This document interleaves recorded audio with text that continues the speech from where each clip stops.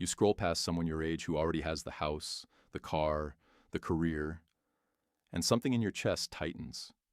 You tell yourself you're behind. Behind on money, behind on love, behind on some invisible schedule nobody ever showed you. But everyone seems to be following perfectly, except you. Marcus Aurelius became emperor of Rome at 40, an age many of his peers considered him lucky to have even survived to. He never once measured his path against anyone else's.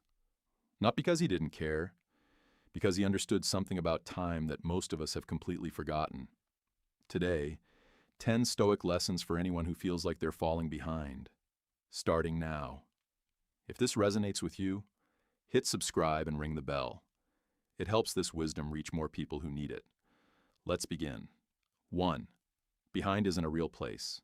There is no universal finish line. No cosmic scoreboard tracking your progress against your college roommates. Epictetus taught that people are disturbed not by things, but by the view they take of them. Behind is a judgment, not a fact. It's a story your mind tells you while you're standing in a grocery store line, scrolling. Drop the judgment, and the feeling has nowhere left to stand. 2. Time is not a race, it's a river. Marcus Aurelius wrote that time is a river, a violent current carrying events past us, one after another. Rivers don't compete with each other. A mountain stream doesn't envy a wide delta for reaching the ocean first. They simply flow at their own depth, their own speed, shaped by their own terrain. Yours is doing exactly that right now, whether you can see it or not. 3. Compare your effort, never your timeline. Seneca reminded us that as long as you live, keep learning how to live. The goal was never to arrive somewhere by a certain date, but to keep becoming someone better than you were. The only fair comparison is between the person you were yesterday and the person you are today. Ask yourself that question at the end of a Tuesday. Not, am I ahead? But, did I grow? Everything else is data you were never meant to have. 4. What you control is enough. You cannot control when opportunity arrives. You can control whether you're ready when it does. Think of the person who spent years quietly building a skill nobody noticed, until the one moment it mattered. That's not luck. That's readiness. Meeting timing. Focus there, on the readiness. Leave the timing to the world. 5. Slow growth is still growth. A flower doesn't apologize for blooming in its own season. It doesn't rush its petals open to keep pace with the tulip next to it. Petal by petal, in its own time. Marcus Aurelius reminded himself constantly that nature does nothing without purpose, including the pace at which things unfold. Your unfolding doesn't owe anyone a faster clock. If you've made it this far, you're already doing something most people scrolling past this video won't do, actually sitting with the discomfort instead of numbing it. That matters. 5 more lessons to go. 6. Other people's timelines are edited. What you see online is a highlight reel, carefully cut, filtered, and captioned for maximum effect. Nobody posts the year of rejection before the promotion, or the failed relationship before the wedding photo.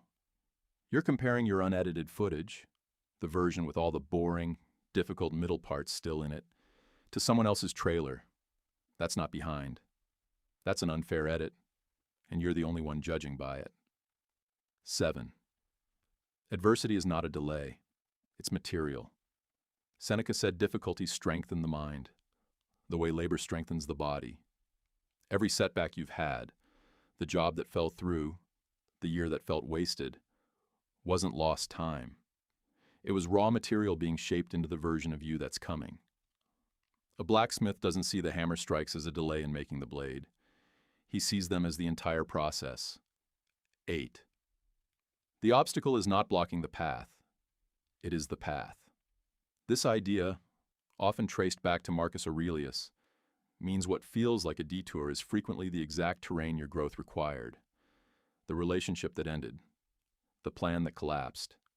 These weren't interruptions to your real life. For better or worse, they were it. Nothing along the way was wasted, even the parts that hurt. 9. Virtue has no deadline. Wisdom, patience, courage, self-control. None of these expire.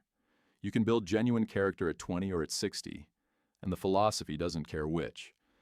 The Stoics measured a life by its virtue, never by its velocity. There is no late start on becoming a person of substance. 10. Reflect, don't compare.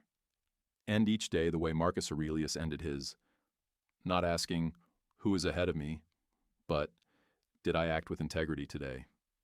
That single question has no competitors, no leaderboard, no scroll of other people's highlight reels. Only you can answer it, and only your answer counts. These 10 lessons won't make the feeling disappear overnight. The next time a notification, a scroll, or a family gathering puts someone else's life next to yours, you probably won't feel nothing. You're human. But you'll have something Marcus Aurelius had standing at the edge of an empire he never expected to inherit. The quiet certainty that your timeline was never anyone else's to measure. If this helped, drop a comment with "my own pace" to show you're done comparing yourself to a race that was never real. Subscribe for more lessons like this one, and I'll see you in the next video. Live by the Stoic standard.